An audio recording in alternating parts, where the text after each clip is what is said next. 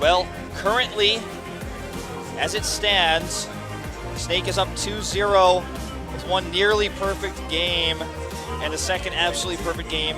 No forts, no kills for top. Yeah, complete beatdown that second game, Wolf. It doesn't get more one-sided than that. Very scary thing for GameAde Top going into game number 3 here.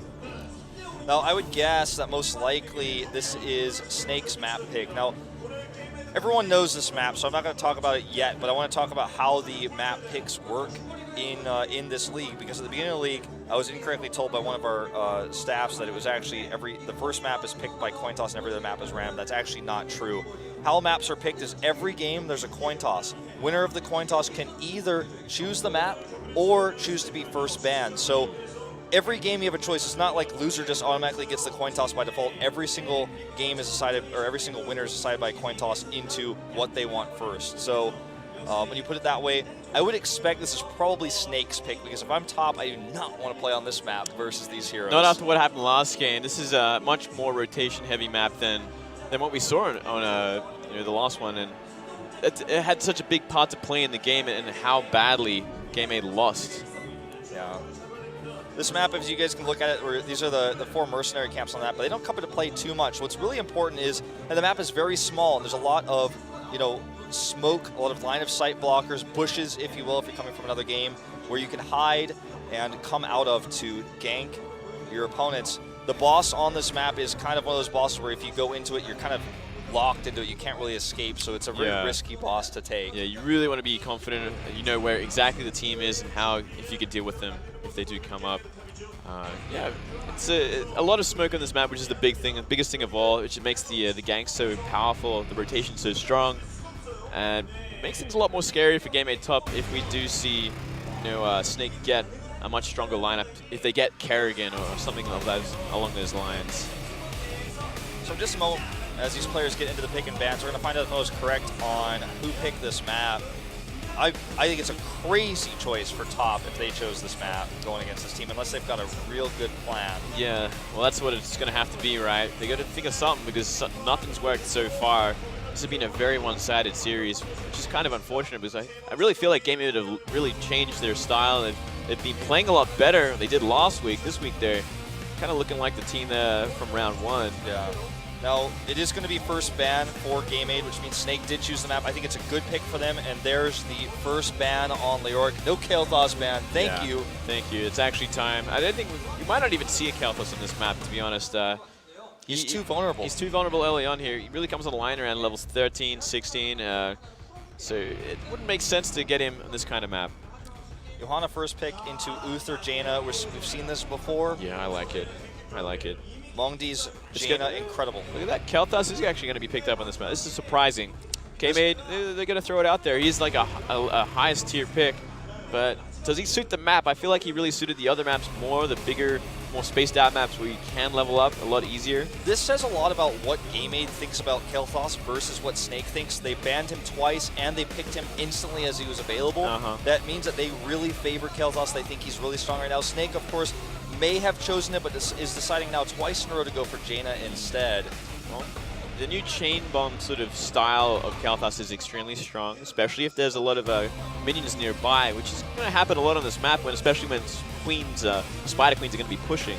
I think this Anubarak pick is great for the map instead of picking Malfurion, but this does leave them vulnerable to a Malfurion ban. Now they might get pigeonholed into that Rhaegar pick by Snake in the second ban phase.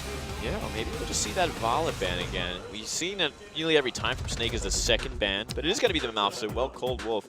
It does really pigeonhole him into that awkward position of using Rhaegar. Do we see a Kerrigan ban here? Ooh. I think they will. They did it already last game. I think it would be a smart choice. I think that would be really intelligent, actually. If they let Oreo-Man get Kerrigan here, I think it's just, I wouldn't say it's about most teams with Oreo-Man. It's a disaster waiting to happen. Yeah, it really opens up the... Really opens up the opportunity to just have this scary gang squad of Jaina plus Kerrigan, plus Uther as well. So much lockdown. Those three are trying. And there we go, Kerrigan banned out. Oh, I think Interior pick is really good in this case. Not necessarily for this particular pick. Zagara is still available. Sergeant Hammer, not as strong on this map, very vulnerable to ganks. Yeah, Zagara would be very intelligent on this one. Kind of get as much vision as you can of those smokes. Exactly. Sylvanas, though. We've been seeing a lot of her today as well. She's been doing a lot of damage all around. The bug has been patched out, so if you're not, I know that was banned at MSI, but it has been patched, so don't freak out on the internet about this. It's fixed on all servers now, with her doing some extra damage occasionally. There's the Arthas. Okay. I wonder if we are going to see a second tank with this lineup there. I think we will. Tyrael, basically the best pick left. Muradin is not terrible on this map, especially because he's decent against a Nubarak. Let's see how GameAde wants to close this one out. Vala is still available, so I think Vala and Nazeebo both good picks. Michi, a great Nazeebo player. We still haven't seen him on him today. So I would like to see that. I think it would have to be a Vala there. You look at what they have so far. They got. It would make sense with more consistent damage, more stronger right click, as well as a good escape for this kind of map is pretty important. Sure. You know, if you do go Nazeebo, Zombie Wall can give you a lot of potential ganks as well. And the last pick is almost certainly going to be Rhaegar. Yeah, they're certainly pigeonholed to that at the very least. Look at these camera shots, by the way, of these two teams. You can see the attitude of these two teams is quite apparent. They're wearing it on their sleeve. Yeah, they really are showing polar opposite sort of emotions here. All slumped, top looking very pretty unhappy. I guess demotivated, crushed in a way. The spirit. Well, they've got about an extra minute of time to really. Rhaegar is most likely going to be the pick here. Synergizes well with the Nubarak, but they're probably thinking, as well as Johanna, but they're probably thinking, should we get Karazim? You know, just YOLO it. I almost feel like they're talking about how they want to open. Like, all right, you're going to this lane, you're going to this lane. We're going to do this. We're going to rotate with Kael'thas and try to get the gravity laps. Because even though Kael'thas is somewhat vulnerable on this map, he can also be a great ganker. If he uses Verdant Spheres with gravity laps, he can pull up multiple players at level 1 and win you that initial scrappy engagement at the mid lane. Oh, certainly so. It's not too bad. He's on the offensive here. They're just really deliberating on what healer it is. And it's Rhaegar after all. Yeah, I think anything else would have been crazy. Oh, they did it! They did it well. That happened. Yeah, well, let's see if they can do it a little bit better. Not a bad map for her as well. She's a decent ganker. She's the one on the offensive here. Okay, let's see Snake Sonya. It's got to be Oreo Man, right? It's got to be Oreo Man. I think it has to be, right? So I'm so excited to see who's actually going to be on that. Michi is going to be on Kael'thas, Pilot on Rhaegar, Adam again on that tank on Johanna, which means we're going to be seeing Vala as well going into this one. So this could be their last chance, Moonblade. I think it is their last chance. Well, if they lose this one, they're out of the tournament. All smiles, though, perhaps after that Sonya pick. Well, they're probably like a little disrespected as well, you know? They're like, oh, I see. So you're going to just show us how it's done now. Well, let's find out if they will do just that going into Game 3, potentially our final game on Tomb of the Spider Queen.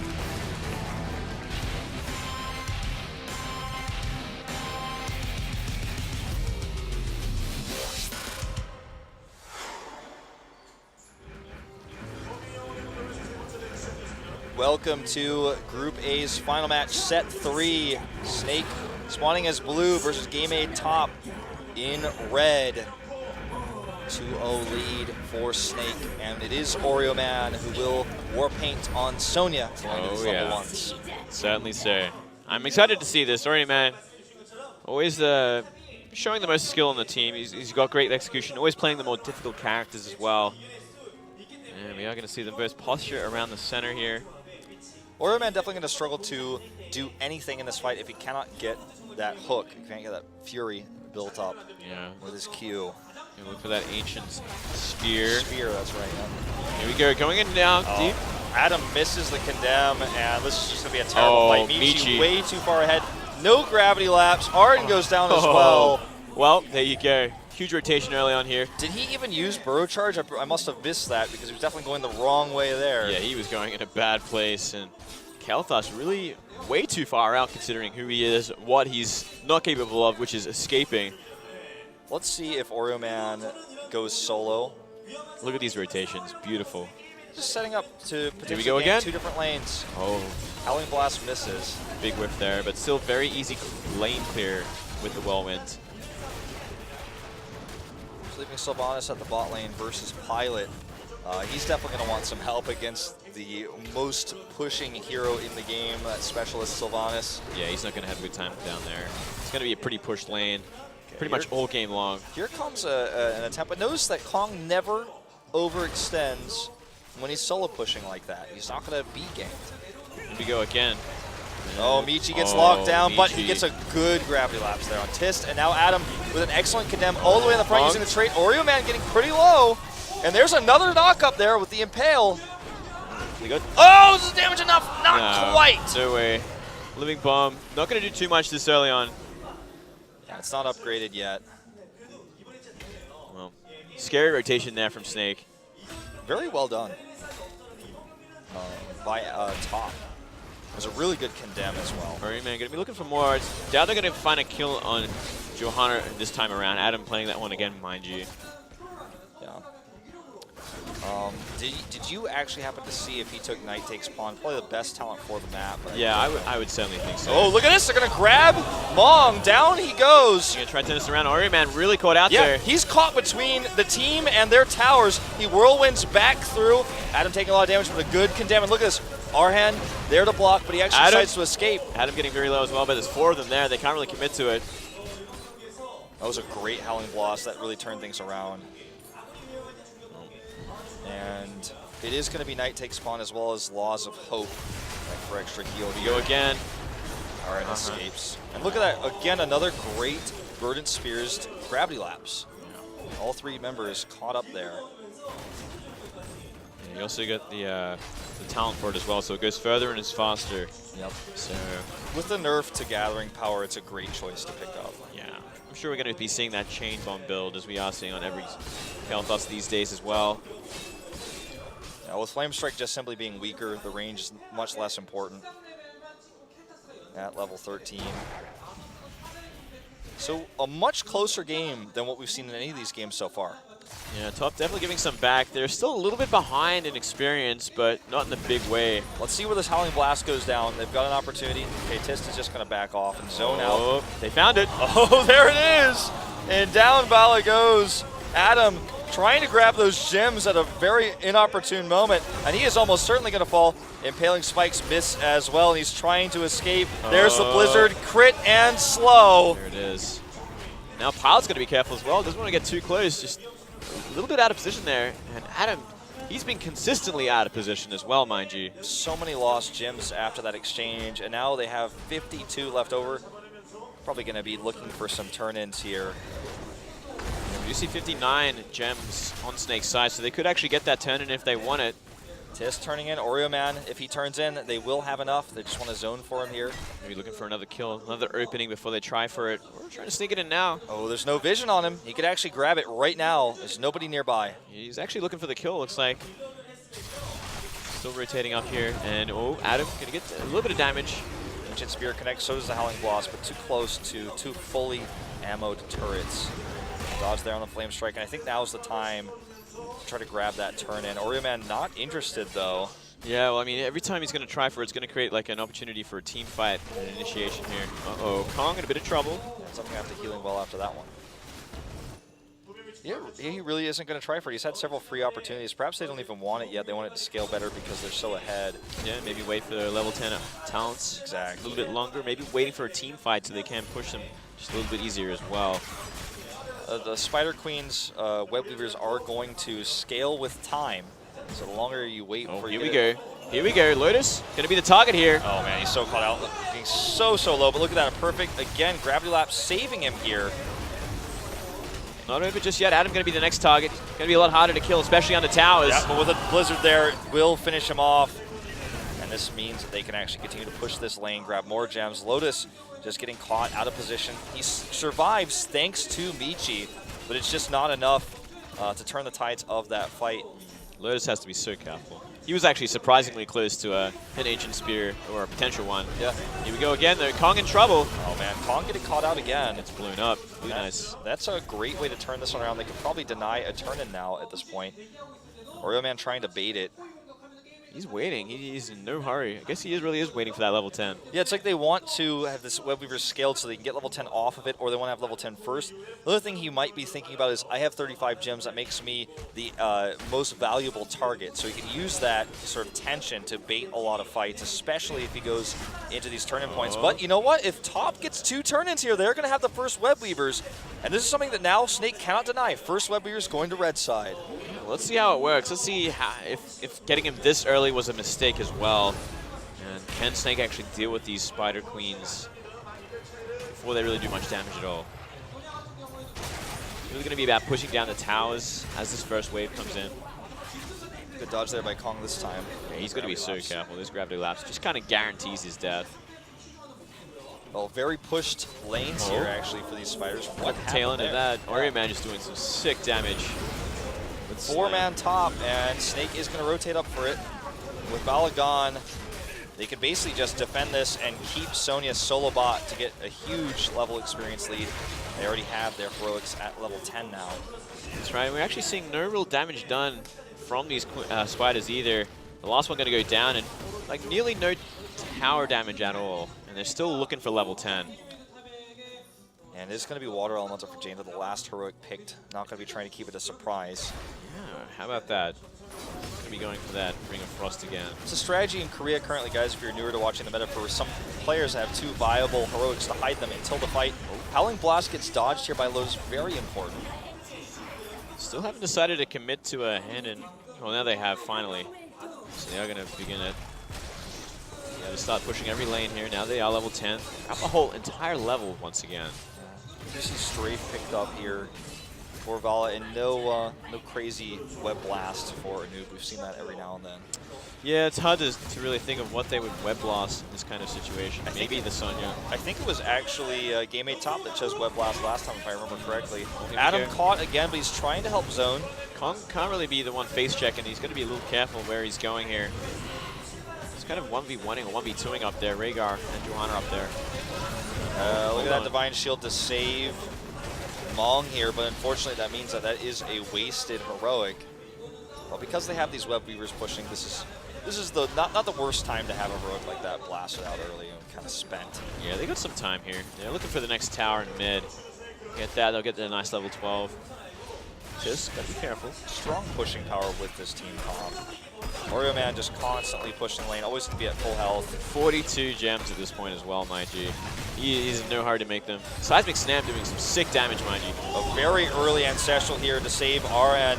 This is not going to be a good fight overall, though, for Snake. Tisk getting very low. Adam really peeling the damage dealing away from this team. It's a 1-for-1 trade to start things off, but down goes Johanna. Lotus does vault away, but Oreo Man is on him.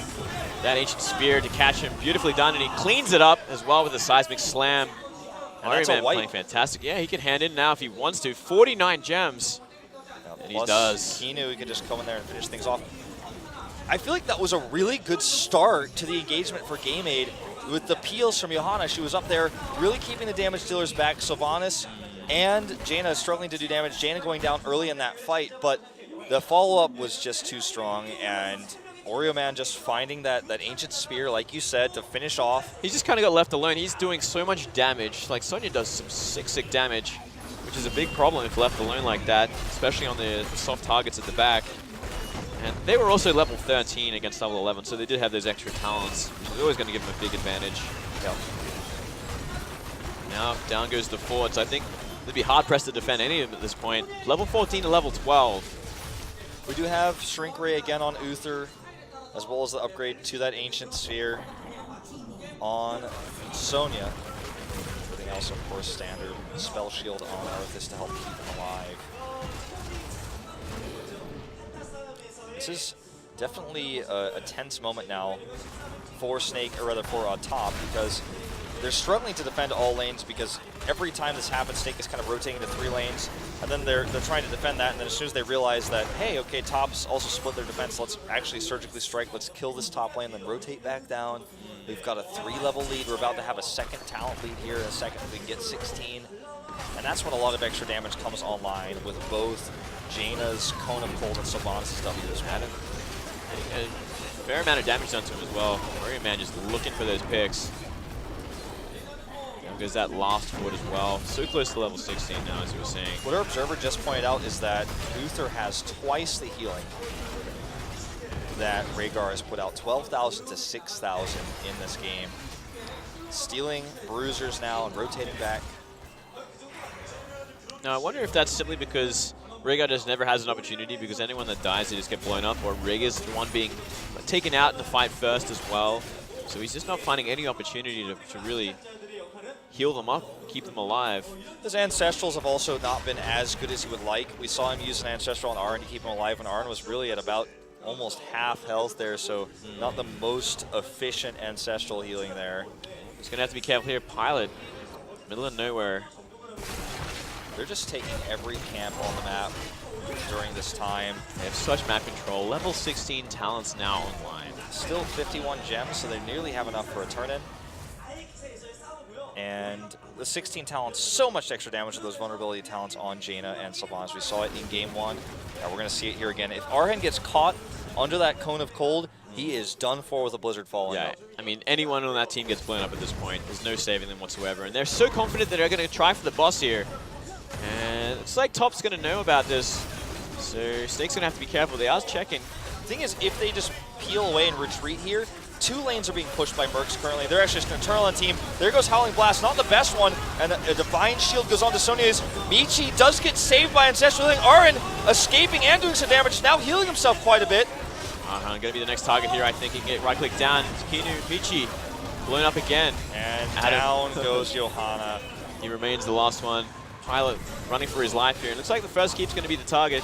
Baiting a fight with the boss while 2 lanes are pushing in mid and bot. They're going to get top keep. They can easily rotate down to mid because those gates are gone. They're just going to go for the core. They want to end it here. Well, at 13 minutes, it's a bit ambitious, but you know what? 4-1. They can do this. I think they can certainly do this. I think they have the damage for it. Wow, they want to go to lunch, Wolf. They've had enough of this. With level 16 talents on Jaina and on Sylvanas, they are going to get it at 13 minutes and 30 seconds. 3-0 Wolf. Complete beatdown. Never have we seen such one-sided games. Snake just on a whole nother level here. They want to go to lunch. It's over. They're GameAde done. is going to have to try again next season.